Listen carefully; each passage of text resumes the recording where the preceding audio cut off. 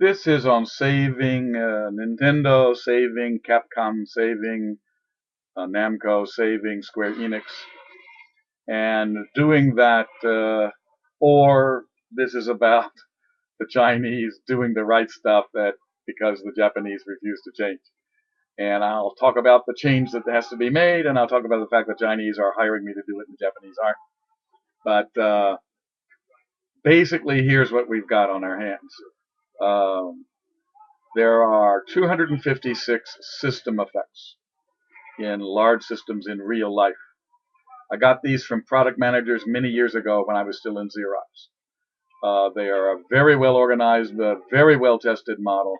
Every manager in the world faces them. Every single manager in the world faces them. The manager of a coffee shop, the manager of a global enterprise. Your leaderliness in terms of how relaxed and trusting and confident about the future people get in your presence. Your leaderliness corresponds to how many of these 256 system effects you mention, talk about, and handle in conversation, style, and planning with people. Now, these are almost totally missing from video games, but they are the most powerful and interesting, threatening, and useful parts of reality. And if you want to make a video game more powerful in this exciting sense that the real world is tricky, and that you have second order, third order effects from your present actions, so that the environment for your third action in a planned sequence is so different than the environment your first action took place in, that the third action no longer has the same meaning and effect you planned on, because it's not taking place in the environment you planned on, because your first two actions had second order effects that changed the environment the third action was taking place in. This is one out of 256 effects that enormously affect life and work, and it determines how we perceive leaders, how leaderly they are. If you want to be perceived as a great leader, you better know and talk about these 256 system effects all the time. Now, video games. I measured these for leading video games made by Japanese video game companies. 256 possible, 17 present, 11 present, 8 present. I won't mention the company name. It doesn't matter. They're all so low and pitiful. So a huge open panorama. Now guess what happens? How many of these 256 can a person notice at once and respond to at once and monitor reactions to responses to at once without being overwhelmed? That's the flow point of video game playing. Exactly Chick Mahaley's flow point, where you are engaged slightly beyond your current confidence and capabilities. You feel you're growing and stretching, but you're not so overwhelmed you give up. You still try.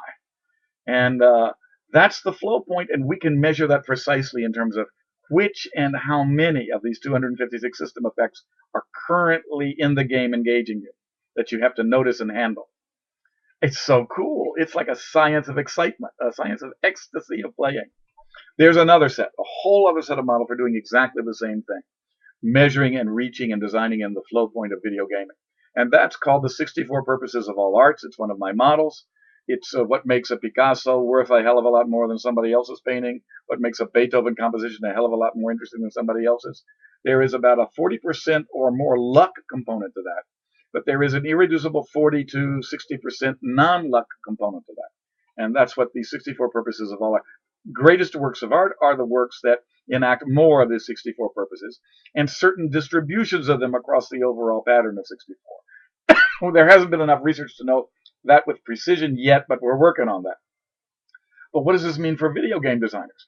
Many of these measure how visually and sensually interesting the settings and the characters and the costumes and the style of the action and interaction is of a video game.